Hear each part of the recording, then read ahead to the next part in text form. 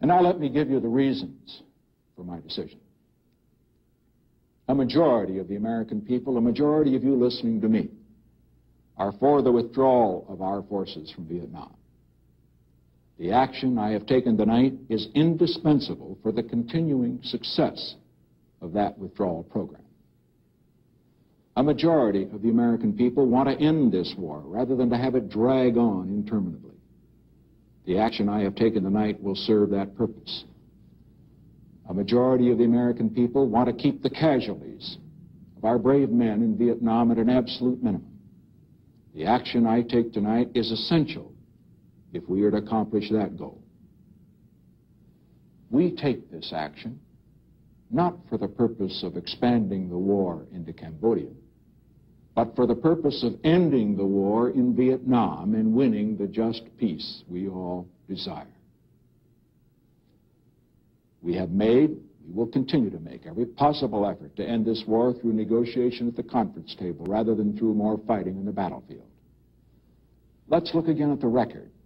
We've stopped the bombing of North Vietnam. We have cut air operations by over 20%. We've announced the withdrawal of over 250,000 of our men.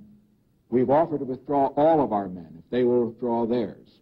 We've offered to negotiate all issues with only one condition, and that is that the future of South Vietnam be determined not by North Vietnam and not by the United States, but by the people of South Vietnam themselves.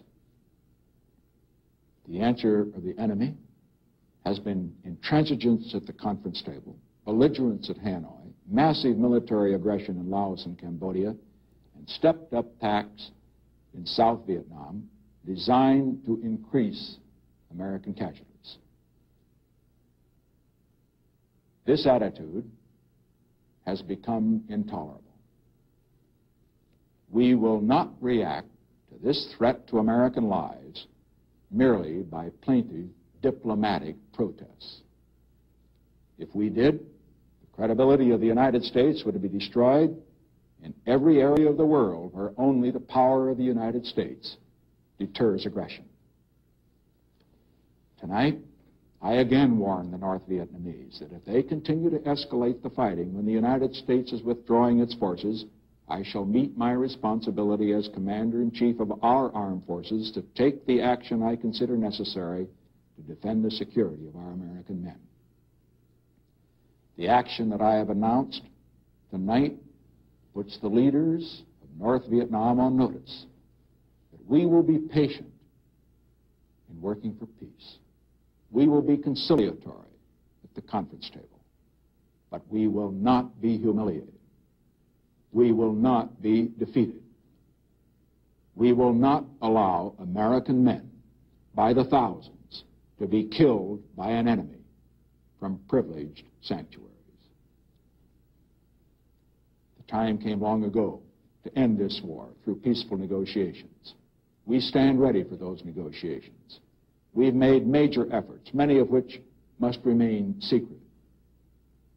I say tonight, all the offers and approaches made previously remain on the conference table whenever Hanoi is ready to negotiate seriously.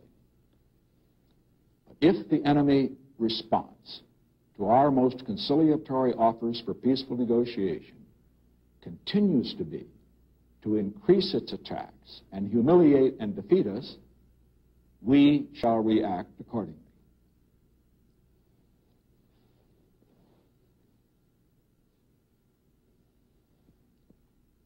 My fellow Americans, we live in an age of anarchy, both abroad and at home. We see mindless attacks on all the great institutions which have been created by free civilizations in the last 500 years. Even here in the United States, great universities are being systematically destroyed. Small nations all over the world find themselves under attack from within and from without. If, when the chips are down, the world's most powerful nation, the United States of America, acts like a pitiful, helpless giant, the forces of totalitarianism and anarchy will threaten free nations and free institutions throughout the world. It is not our power, but our will and character that is being tested tonight. The question all Americans must ask and answer tonight is this: does the richest and strongest nation in the history of the world have the character to meet a direct challenge by a group which rejects every effort to win a just peace, ignores our warning, tramples on solemn agreements, violates the neutrality of an unarmed people, and uses our prisoners as hostages? If we fail to meet this challenge, all other nations will be on notice that despite its overwhelming power, the United States, when a real crisis comes, will be found wanting.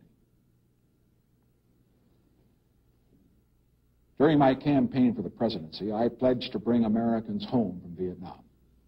They are coming home. I promised to end this war. I shall keep that promise. I promised to win a just peace. I shall keep that promise. We shall avoid a wider war, but we are also determined to put an end to this war. In this room, Woodrow Wilson made the great decisions which led to victory in World War I. Franklin Roosevelt made the decisions which led to our victory in World War II. Dwight D. Eisenhower made decisions which ended the war in Korea and avoided war in the Middle East. John F. Kennedy, in his finest hour, made the great decision which removed Soviet nuclear missiles from Cuba and the Western Hemisphere.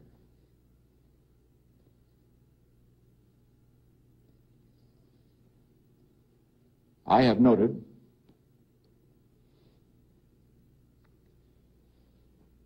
that there's been a great deal of discussion with regard to this decision that I've made. And I should point out that I do not contend that it is in the same magnitude as these decisions that I have just mentioned. But between those decisions and this decision, there is a difference that is very fundamental. In those decisions, the American people were not assailed by counsels of doubt and defeat from some of the most widely known opinion leaders of the nation. I have noted, for example, that a Republican senator has said that this action I have taken means that my party has lost all chance of winning the November elections. And others are saying today that this move against enemy sanctuaries will make me a one-term president. No one is more aware than I am of the political consequences of the action I've taken. It is tempting to take the easy political path, to blame this war on previous administrations and to bring all of our men home immediately regardless of the consequences, even though that would mean defeat for the United States, to desert 18 million South Vietnamese people who have put their trust in us, to expose them to the same slaughter and savagery which the leaders of North Vietnam inflicted on hundreds of thousands of North Vietnamese who chose freedom when the communists took over North Vietnam in 1954. To get peace at any price now, even though I know that a peace of humiliation for the United States would lead to a bigger war or surrender later.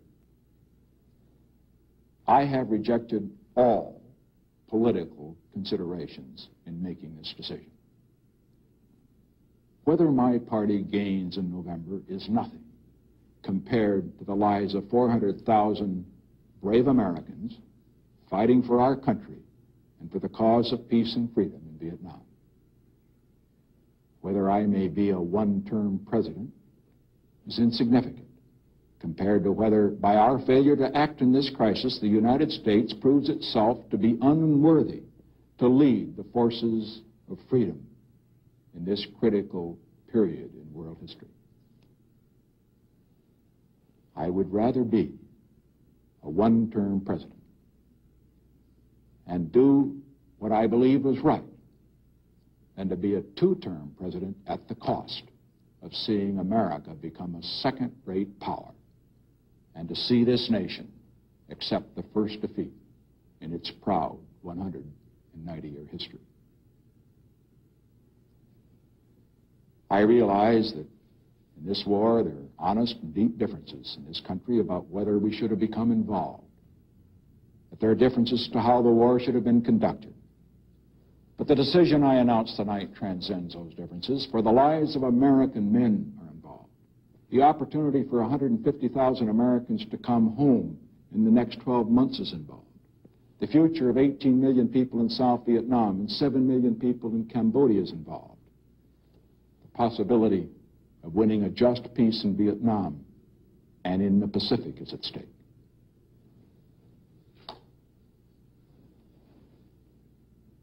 It is customary to conclude a speech from the White House by asking support for the President of the United States. Tonight, I depart from that precedent. What I ask is far more important. I ask for your support for our brave men fighting tonight halfway around the world, not for territory, not for glory, but so that their younger brothers and their sons and your sons can have a chance to grow up in a world of peace and freedom and justice. Thank you and good night.